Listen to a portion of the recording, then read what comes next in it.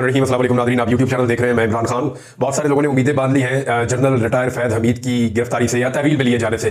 साबिक DGISI उनकी एक ऑडियो भी लीक हुई है। ऑडियो लीक क्या हुई है वो साफ जाहिर हो रहा है क्योंकि बड़ी क्लियर आवाज़ है। दूसरी जानिब अफसार आलम साहब की, ये साबिक जो है वो हुकूमती अहदेदार थे और पैमरा को ये चलाते थे और उस वक्त की ऑडियो है। अफसार आलम साहब सहाफ़ी भी है और प्रोग्राम भी करते रहे टीवी चैनल के ऊपर। आजकल भी गालिबन प्रोग्राम कर रहे हैं टीवी चैनल के ऊपर।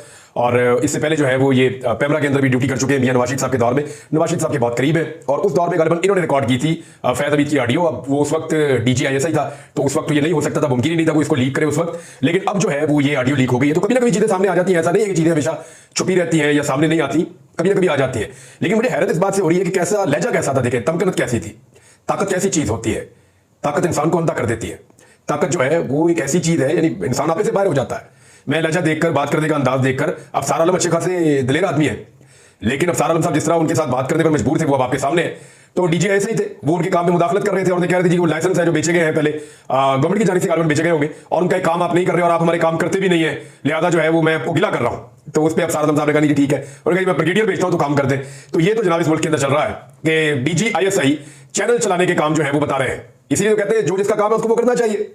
जब हम एक दूसरे के काम में मुदाखलत करते हैं तो एक्चुअली हम सारा काम खराब कर देते हैं, अपना भी करते हैं और लोगों का काम भी खराब करते हैं। और जब ज्यादा काम खराब होता है तो मुल्क का काम खराब हो जाता है। यही पाकिस्तान की बदकिस्मती है।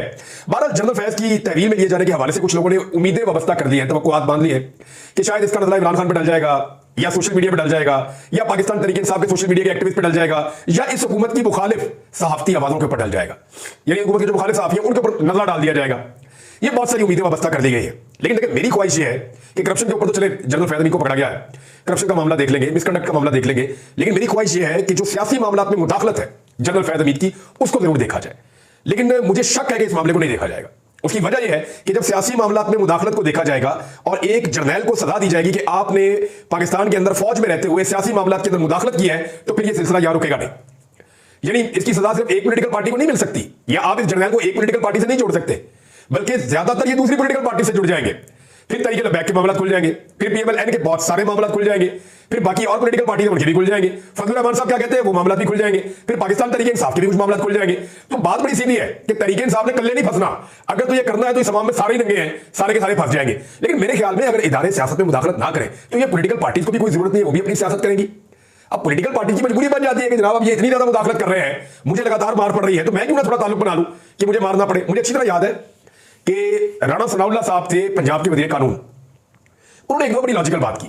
पंजाब के अंदर दहशतगर्दों के हमले शुरू हो गए और उस वक्त जो है वो एक गवर्नमेंट के कुछ लोगों ने बातचीत की दहशतगर्द ग्रुपों के साथ और उन्होंने कहा जी कि आप ये अटैक ना करें। तो उन्होंने अपने आप को महफूज करने की कोशिश की। अब इसमें मुझे राणा सनाउल्लाह साहब ने उस वक्त कहा था कि अगर वो लोग बात कर सकते हैं तो हम बात क्यों नहीं कर सकते, हम अपने आप को क्यों ना महफूज